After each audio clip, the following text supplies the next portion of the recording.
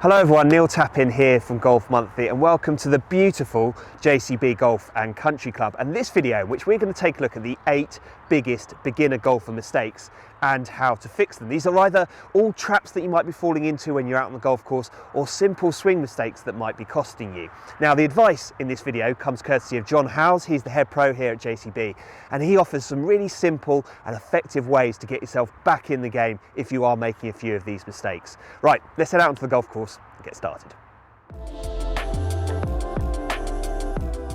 So one of the things you are going to need to do if you're getting into golf is figuring out how far you hit the ball with every club in the bag. And John, I think the key bit of advice here is that it's not your best shot with every club in the bag, it's a sort of true reflection of how far you hit the ball, isn't it?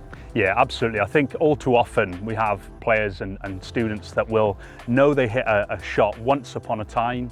They might have hit that 7-iron 185 yards, but it was downhill, downwind, maybe caught a little bit of a flyer, for example, and the shot is going to go an awful lot further in that situation. But what we need to do is really have I would call like a normalized shot, which is just a shot that is on a calm, flat day with no extra help from certain conditions. Okay, so that begs the question, how can people go out and get that yardage?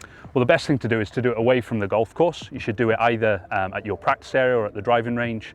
A practice area is ideal because you could actually hit a shot out onto the range with maybe your 7-iron, a series of 20 shots, put your bag in the middle of that grouping of shots and then laser that yardage from where you hit from. Okay, yeah, really simple, really effective. What if you can't go out into the range? What if it's a sort of normal driving range setup? Obviously it's going to be a little bit more challenging, probably going to have to do it on the golf course late in an evening, something like that. Go out there onto a golf course, maybe even just hitting to the fairway in a flat situation where you've almost kind of controlled some of those variables. Okay, so let's say then you have your yardages for your clubs.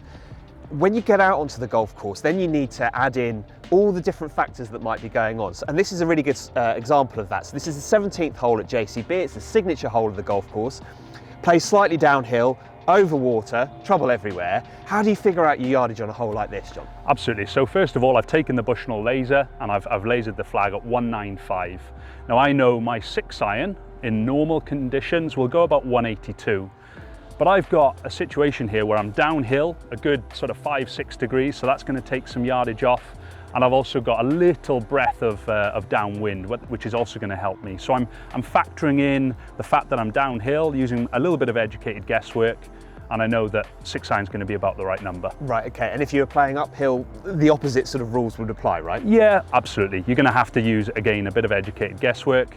You can use your Bushnell to sort of train yourself. There are certain Bushnells that will allow you to, factor in how much degrees uphill or downhill and how much that's going to add on to the actual number that you're playing. But for most people, it's going to be a bit of educated guesswork. Okay, so the moment has arrived. John, I think it's time for you to hit this one for us. Absolutely, let's give it a try.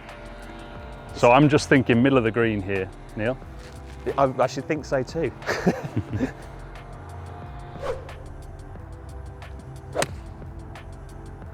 Lovely. Starting at the centre of the green and pretty much staying there. So there you have it, some really handy advice on how to pick the right club.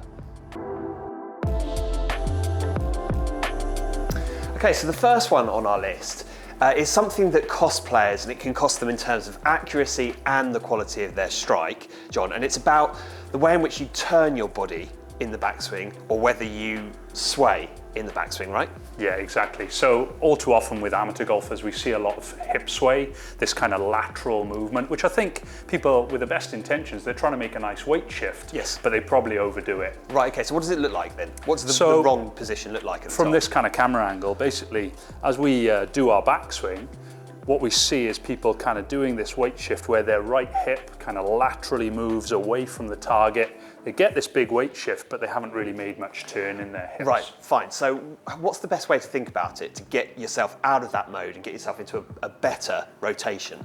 So we've got to replace that hip sway with rotation. So if I put the alignment stick just through my front 2 belt loops, I'll just have to breathe in a little bit.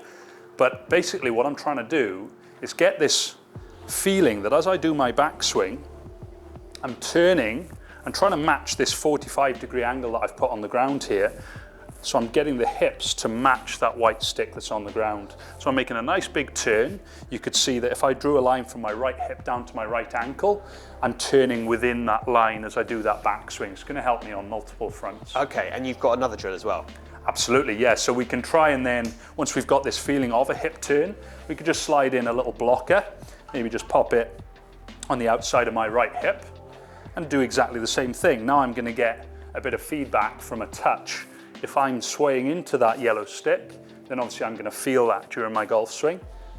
You can see I've done it incorrectly there, and I'm trying to basically give myself very, very narrow margin for error here and just turn inside of that right hip line. And you should see through the camera there that as John turns, there is still a weight shift, but it's kind of more of a natural shift that happens as the rotation of the body takes place, as opposed to really thinking about, oh, I've got to get my weight onto my right side of the top, which is a good thought in some ways, but can lead to the wrong kind of action. Yeah, I think people overdo it, don't they? They're good at doing it, but they overdo it. Yeah, so if you tend to hit slices or you're catching shots a lot of the time thin or fat, give these two drills a go. Right, so we have some strategy advice for you, and if you are looking to try and get your handicap down, there is a few things you can do to get your ball safely around the golf course, which is absolutely crucial. John, what's the advice here for people? Yeah, absolutely. So I think all too often people take dead aim at the flag stick, and I think what's a lot more realistic is if you can think about the shot pattern that you hit is kind of probably the size of a football centre circle. The middle of that is obviously where you're trying to hit it, but if you think about your rightmost miss and your leftmost miss, that's going to give you quite a big shot pattern. Now what we need to try and do is sort of center that shot pattern so that all potential shots that you might hit are in a safe location, i.e. not in the bunker, not in a water hazard. We want them all to be pretty much on the green. Yeah, it's a really simple way of looking at it, and actually the scenario that we faced with here on 17 is a good example of that, because the flag is over there on the right hand side of the green. It's a bit of a sucker pin, isn't it? Yep, so if you're playing away from the flag, have a very positive mindset, pick a spot, be really positive with it, and then go for it. Absolutely. Okay, so John, I think one of the mistakes I think we all make when we start playing golf is sort of trying to help the ball up into the air. It can lead to really inconsistent strikes. Can you tell us what people should and shouldn't be trying to do when it comes to impact? You're absolutely right. I see it a lot, and I think it often comes down to the concept that people think that they're trying to give it all this lofted impact. The setup position and the impact position should actually be different, as you can see me demonstrating there. The setup should have the shaft pretty well neutral, or 90 degrees to the ground as you look at it here, but as I approach impact, I'm looking to get that shaft leaning forwards a little bit so that I can hit down on the golf ball and get that nice compressed strike. Yeah, because it's that combination of the speed in your swing and the angle of attack down into the ball creates the backspin that you need to get the ball up in the air. It's not actually hanging back and delivering lots of loft to the club. Exactly right. So John, you've got a drill for us. Can you just talk us through what the drill is and how people should be doing it? Yeah, for sure. So what we're going to do in this drill is get yourself into that adjusted impact position where basically we turn our hips a little bit, we put a little bit more pressure onto our left foot. My right heel for a right-handed golfer might just come up in the air a little bit, and I'm going to start the swing here, do a tiny little back swing, and then try and return back to that impact fix that I had at the start. So let's give it a try. Yeah, lovely, and you can see the strike is just perfect there. It's the ball and then the ground, which is exactly what you're looking for. And then I think if you can, I guess, build up the swing from there, keeping that impact position in mind, that will really help. Yeah, build it up over time. Try to start with small swings like I did there, and then build it up into a 3/4 length backswing, and then eventually up into a full shot. But it's about getting that concept correct first of all. Yeah, so if you're looking for more consistency of strike, you're looking to eradicate fat shots or thin shots from your game, this drill is a great one to use. Right, so chipping. John, what's the biggest mistake that you see when people will start out with the chipping that's costing them? Well, typically people will set up in a way that doesn't really give them a chance of success. So what we often see is a situation where the club is de-lofted like this, where I've got the handle way in front of the golf ball, and I've got the ball way back in my stance, almost opposite my right foot. The problem with that, Neil, is obviously I'm going to now chop down and I'm going to get that leading edge of the club to dig into the ground, which isn't really going to be an effective way to chip. Yeah, you need to catch the ball absolutely perfectly, otherwise you're going to hit it. You're going to duff it really, aren't you? Or you're going to thin it over the back. You've got a very small landing area to land that club on the ground in that situation. So then, John, how do people get to use the right part of the club in order to strike their chips more effectively? Yeah, so what we need to do is use the bounce on the bottom of the club. On every wedge, there's a little bit of bounce at the bottom. That's the difference between the trailing edge and the leading edge. And if we present that in the correct way at setup, i.e. not having the shaft leaning super far forward, let's get it a little bit more neutral as you look at it from this perspective. And we're trying to actually return it very simply to that position that we started in. We can now start to utilize a bit of that bounce on the bottom of the club, and our landing area is a lot bigger to actually get the club to land on the ground. So do you have any drills that you can show us for Absolutely. to help us with that? Let's try this one. So what I want you to do first of all is just set up to the grass just here, and I'm going to put these two sticks in perfect vertical alignment, okay? Okay. Now if you do the incorrect one first of all, just to show people what that's like. So typically what we're going to do there is we're going to hit the yellow stick before the white stick. That means that we've got an awful lot of shaft lean and we're going to dig the club into the ground. Then if someone was struggling with that, what I would try and get them to do is almost hit the sticks simultaneously. So let's try that now. I'm trying to hit the white stick, maybe even a fraction before the yellow stick. So now we're starting to see that the club is interacting with the ground in a much more efficient way. Right, yeah. We're sort of surfing the turf, I like to call it. Yeah, it's that feeling that I get when I'm doing that is that the club head's sort of almost overtaking the hands. It's certainly catching up with the hands through impact. It's the one area that's very different to long game, isn't it? Yes. It's one area where we do want to throw that club a little bit and try and get the bounce being used. So you've got a couple of balls on tees here, John. What's that for? So what I would do if someone was struggling with their chipping, I would start with them up on a high tee and just get them to do this sort of action, just nipping the ball off the top of the tee. So why don't you set up to that big tall tee first of all? And yeah, you've got a nice setup there. We've got a nice vertical sort of shaft alignment, and your job now is to imagine those two sticks there and almost try and hit the bottom stick before the top stick. Very nice. That was a really nicely nipped chip shot. Over time, we would progress to bringing that tee height down a little bit lower and still trying to just interact with the tee peg only. Nope. Nice. It's hard, isn't it? Challenging you now because your depth perception of where that tee peg is obviously a little bit more tricky. Over time, we could start to raise the level of that tee peg down and down and down until eventually you don't need it at all. Yeah, well, there you have it. If you are struggling with your chipping, use John's technique there. It should really help you out. Right, so the next one on our list is about club face control. Obviously, if you want to hit the ball straight, you've got to have control of where the club face is pointing through impact. And I guess, John, the key mistake, the key fault here that people make when they're starting out tends to be a slice, doesn't it? Yeah, it tends to be. Most people have a poor understanding of what causes that open club face that we see with a slice. And I often see it first and foremost with the basics of a grip. Okay. Typically, people who grip the club in what we would call a weak position, so that means the left hand, the V of this left hand pointing up towards my lead shoulder, or also the right hand. Sometimes the right hand can be weak, Neil, and that points up towards the lead shoulder. That will typically mean that the club face is going to be open during the backswing and probably into the downswing. So where should those two Vs be pointing ideally? So what we would want to see is basically a neutral grip where the V of this left hand and probably the V of the right hand are pointing up towards that right collarbone. Anywhere in and around the right ear or the right collarbone. You can probably see it here on screen. Yeah, and then the club face is going to want to square up through impact, and that's exactly what you're looking for. But John, I would say I've seen people with good grips who've obviously seen videos like this and they understand what they're trying to do. They're holding the club in a pretty good position and they're still hitting a slice. What's going on then? Yeah, so you're absolutely right, and that comes down to people's intent and their understanding of what happens when the club gets moving.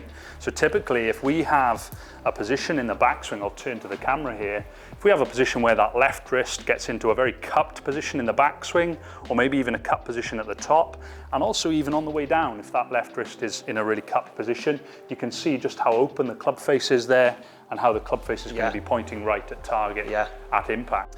Okay, John, so you've shown us the cupped left wrist. How do people get control of that so it's in a better position at the top? Yeah, absolutely. So what we want to try and see from a backswing perspective, if we've got a neutral grip, we would like to see a pretty flat left wrist, i.e. there's no real cup or no real bow, a pretty flat left wrist, even all the way up to the top of the backswing. We would want to see that pretty well flat at the top. Now, if you're really struggling with this, I would suggest even go in full John Rahm. You can see his golf swing. He gets the left wrist and the logo on his glove actually pointing away from his chest, and that gives a really strong look to the club face, which is going to be an exaggeration, but it'll probably help all the golfers out there. Yeah, so if you're struggling with a bit of a slice, there's a couple of different ways you can fix it. Either focus your attention on your grip, get that right, and then make sure that your left wrist is in the right place at the top. You should start hitting the ball a bit straighter. So when it comes to playing from the bunker, I think a lot of golfers know that they need to use the loft on the face. They need to open up the face to get the ball out. But there's a way to do it and there's a way not to do it. And can you just talk about that for us, John? Because this can be where some of the problems occur, can't it? Yeah, all too often I see players setting up with their normal full swing grip. They basically take this grip to begin with, and then they try and open the club face from a position where they've already gripped the club. And ultimately, if we do that, when we swing down and hit the shot, we're just going to return the club face back to a square position. And obviously, for hitting a high lofted bunker shot, that's no use. No, and you're not going to be using the bounce as we've already talked about with chipping. So how do you open the face correctly then to use it from sand? Absolutely, it's really simple. All you need to do is just twist the club open before you're taking your grip. So pop it out in front of you, give it a little twist about the shaft, and then take your grip as if you haven't done anything at all different. And that's really how you do it correctly. Go on then, let's have a look. All right. So I've twisted it there, just open, ball position just forward in my stance, a little bit more squatted than normal.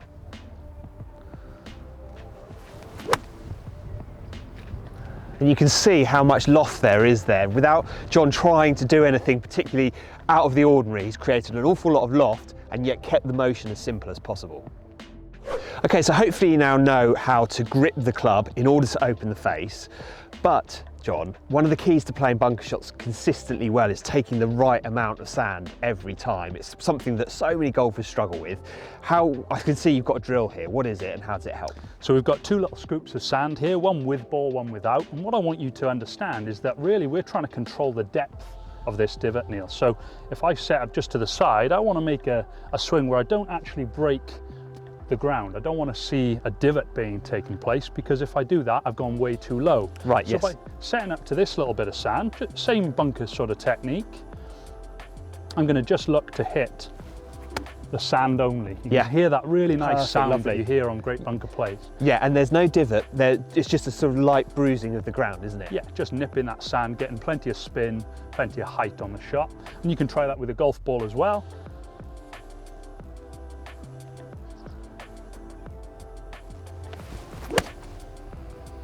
Yeah, it's a really nice way of thinking about it. It's a drill I've not seen before actually, John. And hopefully, if you try it, it will help you get that consistency that you need with your splashes in the sand to get the ball out every time. Okay, John, so green reading. What have we got going on down here? So we've got this funny looking contraption. It's a perfect putter. It's a device that can actually guarantee that we're starting the ball on the same line every time. But we've got different speed markers on the device here, so we can roll the ball at different speeds and see whether or not it goes in. Yeah, because there is a direct correlation between your line and the pace that you hit the ball. If you don't get both right, you're likely to miss, aren't you? Absolutely. A speed and line matchup is what we need. The line is only as good as the speed that you're trying to hit it into the hole. So show us how it works then. Okay, so what we've got basically, we've figured out this putt here, and we're going to roll it from the little marker on 2 here. And we know that if we do that, we're going to be very, very close to holding it, and it's gone in nicely there. If I was to roll it at a slightly slower speed than that, so I'm going to go down to 0, just 2 little clicks lower on this little speed device, you can see that it breaks that little bit more and it ends up missing on the low edge. And if I now do it differently, I'll go up to a 4 on the little speed marking. You can see that extra bit of speed, it just kind of grabs that top edge of the hole. It probably would have gone in if the flag was out, but it caught more of the right edge of the hole. If I maybe go even quicker than that, maybe up towards a 5 on this little device, you can see that's on an awful lot higher line, and then as a result, it doesn't actually go in. Yes, it's a really good visualization. Even though each ball is going down on exactly the same line, the pace that you hit your putts will have a direct impact on whether you're able to make them or not. What's interesting about this though, as I look at it, I guess the temptation, the mistake here that people make is that they miss on what's often called as the amateur side, which would be the low side. You'd end up hitting more times that you'd miss low than missing high. Absolutely. Why is that? Why do people tend to miss low more than they miss high? Well, I think people often see and visualize what we've laid out here, but they end up aiming at the apex ball, which would probably be about this ball here, which obviously, as you can see in this demonstration, is actually way lower than the start line, which is this white string line. So we need to start the ball a lot higher than the apex that we visualized. I think the apex is a worthy picture to draw yourself, but you've got to make sure you're aiming it higher than that on this right to left breaking putt. Yeah, it's a really interesting subject, and these small things, it's just one of those things that if you can take it out with you onto the golf course, get used to hitting your putts high enough when you're faced with some break like this, you should be able to hold a few more.